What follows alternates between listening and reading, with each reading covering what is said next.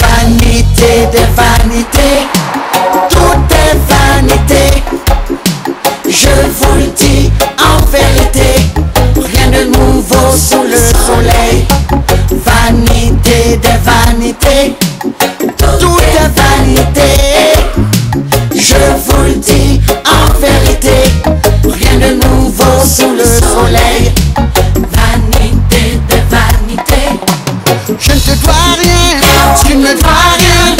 Bonjour, bonsoir, c'est toujours un véritable plaisir pour moi de vous retrouver dans le cadre de RDC Retro Diaspora Congolaise, le magazine qui vous propose l'information sur les activités de vos compatriotes de la diaspora. La 8e édition est réalisée par Michel Marabasaoula Divididi. Moi, c'est Fabien Anvar Kouswanika Wabuka Kabakata Kapungwa Mundedi Mihalamia Kongo Ngunga Kuputu. Vous avez donc remarqué que cette édition part de l'intérieur simplement parce que nous n'avons pas voulu prendre le risque de la réaliser à l'extérieur compte tenu du changement de climat en Belgique. Eh bien, nous sommes en train d'aller tout doucement vers l'hiver. Il commence à faire froid, il commence à pleuvoir et nous n'avons pas, comme je le disais, voulu prendre le risque de pouvoir interrompre l'émission. Eh bien, dans notre magazine d'aujourd'hui, nous parlerons du lancement du mois de la solidarité internationale dans la ville, disons, à Bruxelles, avec l'échevin de la solidarité internationale de la ville de Bruxelles, qui est d'ailleurs d'origine congolaise, monsieur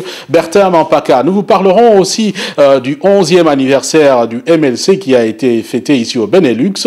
Et enfin, nous allons tenter aussi de vous faire part du récent séjour des entrepreneurs congolais qui sont venus nouer des partenariats avec leurs homologues belges. Mais pour commencer, du 22 au 25 novembre prochain, l'université protestante au Congo va fêter son cinquantenaire. Eh bien, 50 ans, ça se fête. Eh bien, les anciens étudiants de l'université protestante au Congo, ici en Belgique, se sont retrouvés à l'hôtel Le Thon à Bruxelles pour entrevoir la possibilité de participer également à cette grande fête universitaire.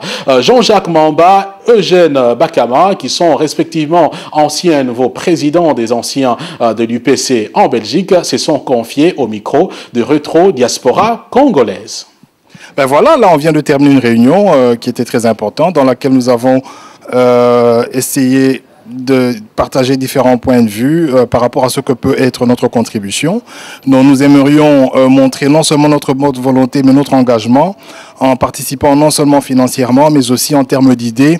Et précisément, nous comptons intervenir lors d'une conférence que nous allons animer là sur place. Donc je pense que notre contribution est à ce niveau-là, c'est-à-dire financière. Nous allons donner notre énergie, notre temps pour que cet événement soit une réussite, en fait. Donc c'est un peu ça que nous comptons faire. Est-ce qu'on peut savoir comment vous êtes organisé? Vous êtes au nombre de combien? Et quelles sont les activités que vous menez ici en Belgique ou en Europe pour la visibilité de votre université et pour son développement et son rayonnement international? Oui, nous sommes à 25 tout au plus. Nous nous rencontrons ponctuellement.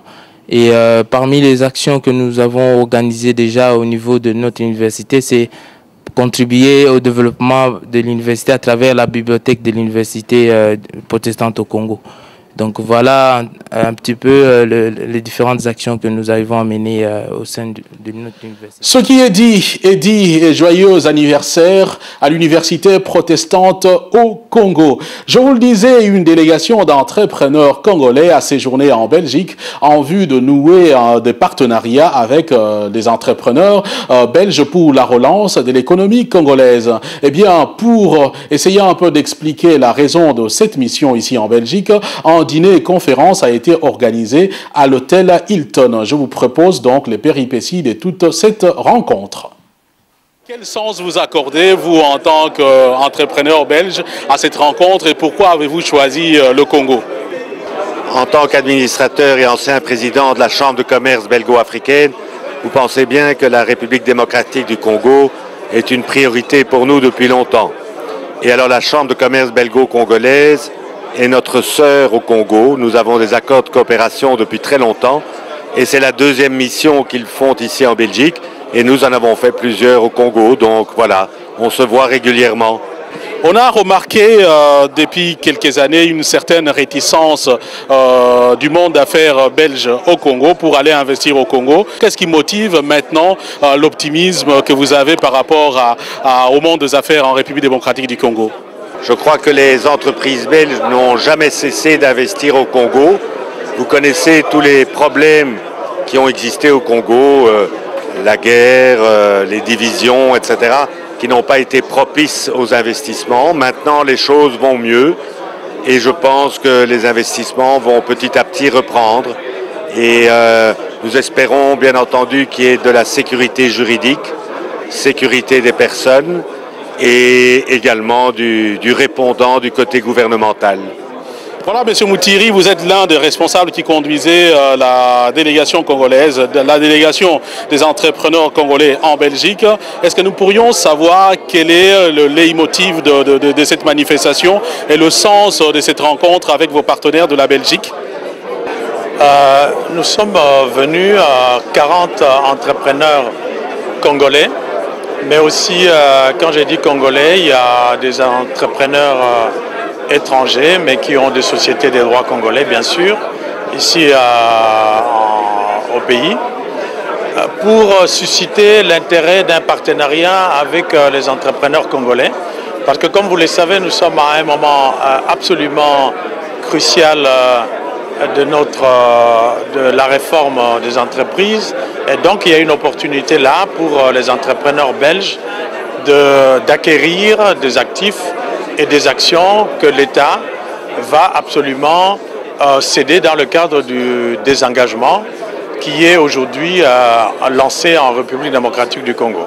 Et donc, comme vous savez, ce partenariat a besoin d'être réchauffé et la Chambre de commerce belgo-congolaise, qui est un trait d'union entre la République démocratique du Congo et la Belgique, ne pouvait que venir vers les entrepreneurs belges pour que, effectivement, nous puissions partir avec eux dans cette réforme des entreprises qui est en train de s'opérer.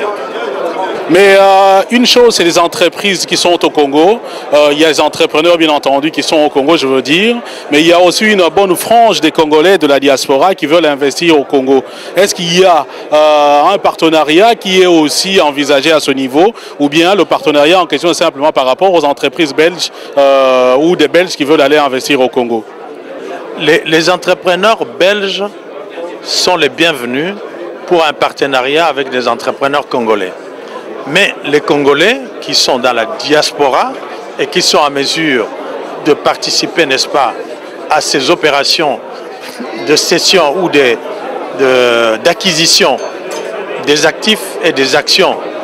Mais ça, c'est tout ce que l'on peut demander de mieux, parce que cette réforme prévoit effectivement une certaine promotion de l'élite congolaise. Donc nous ne pouvons qu'encourager.